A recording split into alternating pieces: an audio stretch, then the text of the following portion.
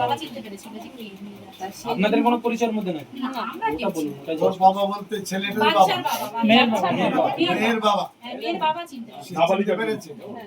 বাচ্চার বাবা চিনতে পেরেছে। আমরা মহিলারা তো সবাইকে চিনি না বাইরে। তারা কি করেছে? না, বাচ্চা বাবা না, এবার যারা বাজারে দুপুরের মানুষ তার প্রত্যেকে ওদের চেনে। হ্যাঁ, ওরা আমাদের সব পরিচিত, সবাই চেনে। এলাকার অটো স্কুলে যারা থাকে রাতে পুলিশকে ইনফর্ম করা হয়েছিল যে সিসি ক্যামেরায় এরকম দেখা যাচ্ছে, পুলিশ আসেনি, পুলিশ আসেনি।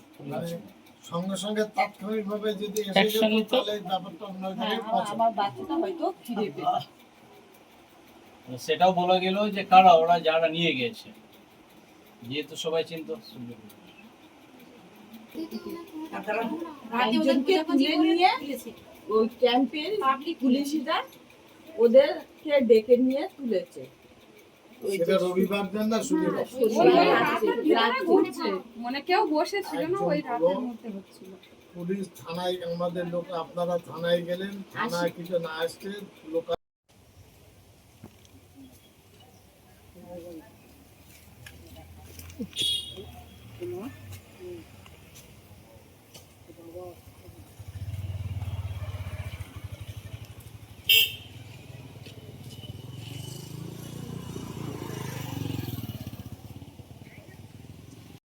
এবং ওদের আরো কষ্ট, পুলিশ সময় মতো ব্যবস্থা নেয়,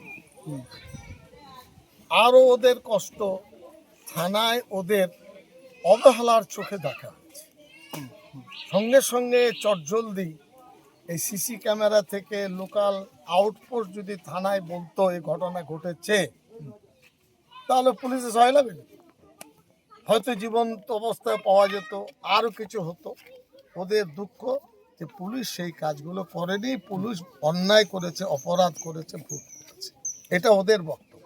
আর যেটা ঘটনা ঘটেছে গতকাল রাত্রে রিকনস্ট্রাকশনের সময় অন্যতম অভিযুক্ত প্রভাস মণ্ডল, তাকে এনকাউন্টারে বক্তব্য, এটা পুলিশের অসাবধানতা হতে পারে, অথবা কোনো কিছু ঢাকতে চাইছেন, এটা হতে পারে, কেসটাকে ঘুরিয়ে দিতে চাচ্ছেন, এটাও হতে পারে।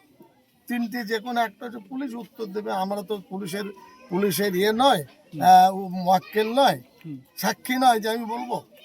তবে এই মুহূর্তে এই কে গুলি চালিয়েছে, ওই গুলি চালিয়েছে, একজন ব্যক্তির শক্তি বেশি না পুলিশের শক্তি বেশি? রাজ্য পুলিশ কাউকে ধরতে চাইছে বা কিছু করতে চাইছে, এত বড় ক্ষমতা যে পুলিশকে গুলি চালাবে শুভেন্দু অধিকারীর সরকারে, এটা কি আছে না আছে নয় আমি বুঝি না। আমাদের বক্তব্য যে মেয়েটির মা বলছেন, যেভাবে দুগ্ধে দুগ্ধে আমার মেয়েকে নির্যাতন করে মেরেছে, যারা অপরাধ করেছে ওইভাবে একদম দুগ্ধে দুগ্ধে করে মেরে তাদেরকে ফাঁসিতে ঝুলানো আর নিরাপত্তা দেওয়া। এরপরে ওদের বক্তব্য কোনো পয়সা নিয়ে আমাদের সমঝোতার জায়গা নেই। তারপরের বক্তব্য, এই গ্রামের আশেপাশ থেকে 40-50 জনকে পুলিশ তুলে নিয়ে গেছে। এটা স্বাভাবিক, একটা বাস যদি উল্টে যায় অথবা একটা বাইকে ধাক্কা মারে, স্পট ডেথ হয়, পুরো যাত্রীরা নেমে বিক্ষোভ করে। বিক্ষোভ হবে না এটা? এই বিক্ষোভে নাকি বলছেন এটা নাকি সন্ত্রাস, রাষ্ট্রদ্রোহিতা। আমি জিজ্ঞাসা করি, রাষ্ট্রদ্রোহিতার ভাষা যে ব্যবহার যারা করেছেন আমাকে বলুন, ইংরেজিতে, বাংলাতে, হিন্দিতে রাষ্ট্রদ্রোহিতা কি?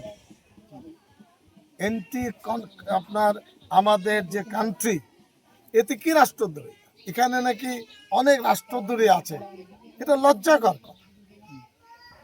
রাষ্ট্রদ্রোহী এটা বিক্ষোভ দেখাবেই, অশান্তি করা আমরা চাই না। বিক্ষোভ দেখাবার সুযোগ আছে, কণ্ঠরোধ করতে চাইছে পুলিশ।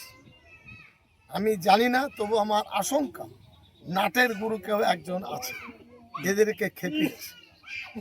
সে কোনো দলের হয়তো হতে পারে, তাদেরকে আড়াল করার জন্য আর একটা দিক খুলে দিতে চাইছে পুলিশ, এটা একটা হতে পারে। আর একটা প্রশ্ন, জমাট বাঁধা মুসলিম এলাকায় বিজেপিকে ভোট দেয়নি, কেন ভোট দাওনি? চাপ সৃষ্টি করো, এটা হতে পারে। অথবা আর কোনো বড় পরিকল্পনা, বাজার দখল হতে পারে। সূর্যপুর বাদলটা দখল করতে পারছি না, এ অত্যাচার করে নতুন একটা জায়গা খুলবো।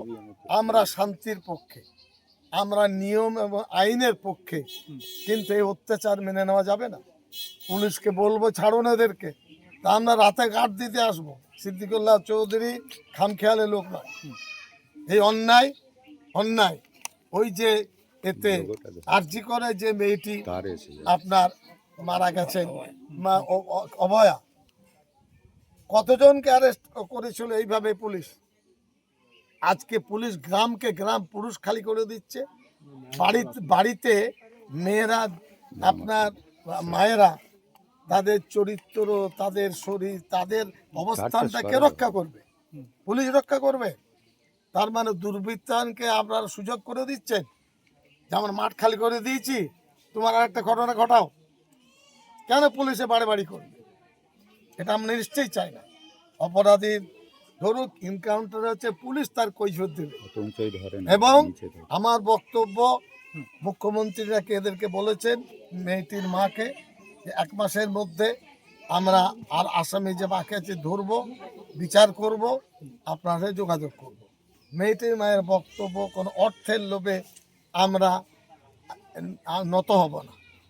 আমার মেয়ে যেমন ক্ষতিগ্রস্ত হয়েছে, বাংলা কাঞ্চে আমি ওদেরকে বলেছি, আমি পত্রিকার নাম বলবো না, দৈনিক পত্রিকার প্রিন্ট মিডিয়া যথেষ্টভাবে স্বচ্ছ সত্য কথাগুলো তারা প্রকাশ করছে, আমরা খুশি।